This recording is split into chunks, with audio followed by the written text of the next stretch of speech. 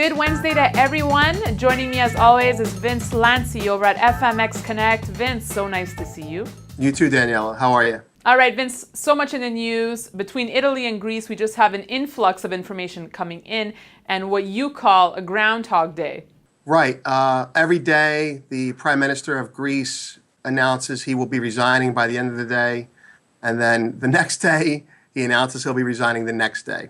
So my comment to that is, if you think Papandreou is going to be leaving office easily, well, if it's this hard to get him out of office, how hard will it be to get Silvio Berlusconi out?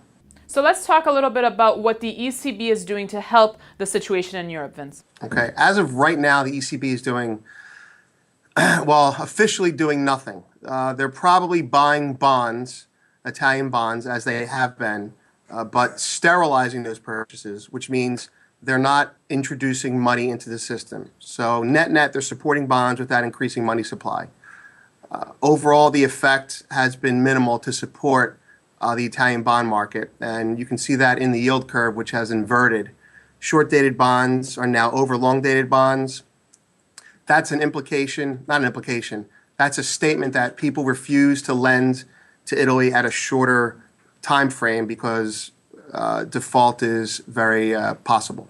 So Italian bond yields in dangerous territory, Vince. Is this ultimately good news for gold? Okay, right now, today, and in other days, the answer is no.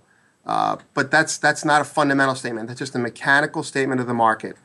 Right now, Italian bond yields are spiking.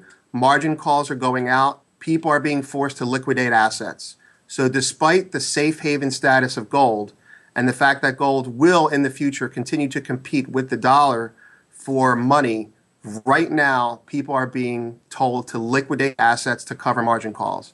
And so gold, despite its monetary qualities, will sink along with the other commodities. A sinking tide sinks all ships, however you want to say it. But these are not things to be worried about currently. So let's bring it home now, Vince. Yesterday, Fed Governor Plauser saying that we should target inflation around 2%. Do you think gold bulls should not want inflation but deflation? The gold bull who goes out there, we'll just say the gold bug who says, we want high inflation. High inflation makes gold go up. No. The problem with high inflation is it becomes on the radar of the government, and then the government takes measures to control it, i.e. Paul Volcker. What you want, and what has happened for the last 3 years, is low inflation or deflation, because the result of a deflationary market is the Fed will keep interest rates at zero. Keeping interest rates at zero makes the opportunity cost of owning gold much less than owning, say, a 90-day T-bill. So you can buy a yellow brick that does nothing, or you can buy a piece of paper that does nothing. I'm a buyer of the yellow brick that does nothing. And so that's been the reason for the rally in gold. It's going to get another boost because Europe is going to lower interest rates. It's going to print money, and the opportunity cost of owning gold in euros will drop now as well.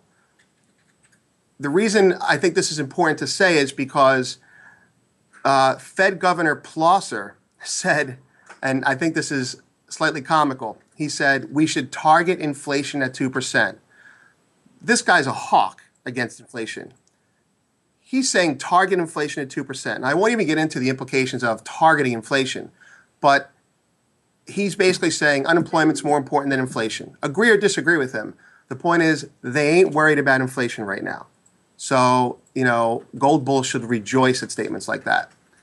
Once inflation comes, that's fine. But once it's recognized, that's bad. So spot gold, Vince, in the green right now as we're speaking. Does this mean gold is responding well to all this news? Relatively speaking, it's responding well. If you look at every sovereign-related crisis since 2008, Dubai and a couple others, gold would sell off with every other asset class as a commodity. What's happening is more and more gold will initially sell off with the other assets like oil and what have you.